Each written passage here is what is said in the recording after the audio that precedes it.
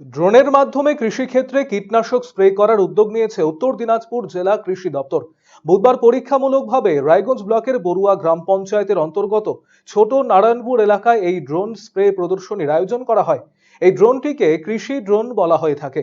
কিভাবে এই পদ্ধতির ব্যবহার হবে তা কৃষকদের হাতে কলমে করে দেখানো হয়। উত্তর দিনাজপুর জেলা উপকৃষি অধিকর্তা ডক্টর শফিকুল আলম জানিয়েছেন, এই কৃষি ড্রোনের মাধ্যমে কীটনাশক কিংবা অনুখাদ্য ছড়ানো সম্ভব। এই ড্রোনের ধারণ ক্ষমতা 10 লিটার তরল 1 একর জমিতে স্প্রে করা যাবে। 10 লিটার জলে 300 মিলিলিটার ওষুধ মেশাতে হবে। একর প্রতি স্প্রে করতে মিনিট 6 সময় লাগবে। গাছের 10 থেকে 15 ফুট ওপরে অতি সূক্ষ্ম কণায় স্প্রে করা হয়, যার জেরে গাছের রক্ষণাবেক্ষণ সহজ হয়।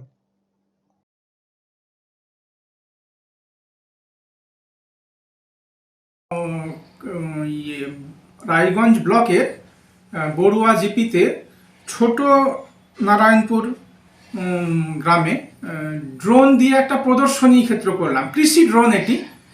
এই ড্রোনের মাধ্যমে কীটনাশক, অনুখাদ্য বা আমরা এগুলো স্প্রে করতে পারবো।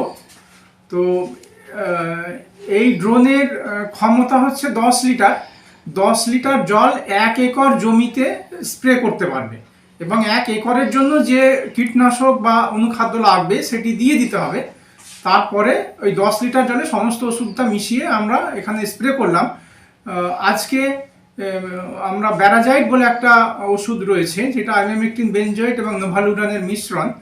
এটি 1 একরের মাত্রা হচ্ছে 300 মিলিলিটার। আমরা 300 মিলিলিটার ওষুধ 10 লিটার জলে মিশিয়ে ড্রোনের মাধ্যমে এটা স্প্রে করে দেখালাম। এই 1 একর জমি স্প্রে করতে 6 মিনিট মতো সময় লেগেছে। সুবিধাটা কি পাবে? এটা হচ্ছে এর মাধ্যমে জমির গাছ বড় হয়ে গেলে ভেতরে ঢোকার প্রয়োজন হয় না। গাছের 10-15 ফুট ওপর থেকে খুব সূক্ষ্ম কণা ধোঁয়ার আকারে বা মিস্ট বলতে যেটা আমরা বুঝি, মিস্ট ব্লোয়ার, এর মাধ্যমে খুব আলট্রা লো ভলিউম স্প্রে বলতে যেটা বোঝায় সেভাবে ওষুধ স্প্রে করা হয় এবং গাছের প্রতিটি কোনায় স্থানে, প্রতিটি কোনায় কোনায় এই ওষুধটি পৌঁছে যেতে পারে। এবং ওষুধের যে আমরা একটা এফিসিয়েন্সি বলি, ইনসেকটিসাইড ইউজ এফিসিয়েন্সি, তাতে এই ওষুধের ইউজ এফিসিয়েন্সি বাড়ে এবং গাছ ঠিকমতো নিতে পারে এবং পোকাও নিয়ন্ত্রণে অনেক সুবিধা হয়। কৃষকদের স্প্রে করার ধকল নিতে হয় না এবং মাঠের মধ্যে অনেক সময় সাপখোপের উপদ্রব থাকে, কোথায় বলা যায় না, বিপদ ঘটতে পারে। সেক্ষেত্রে আমার জমিতে প্রবেশ না করে বাইরে থেকেই আমি গাছের মাথায় স্প্রে করে নিতে পারি। এই প্রদর্শনীর ক্ষেত্রে আমরা দেখলাম প্রায় 50-60 জন কৃষক, স্থানীয় কৃষক এসেছিলেন, তারা দেখেছেন, খুব উৎসাহিত হয়েছেন।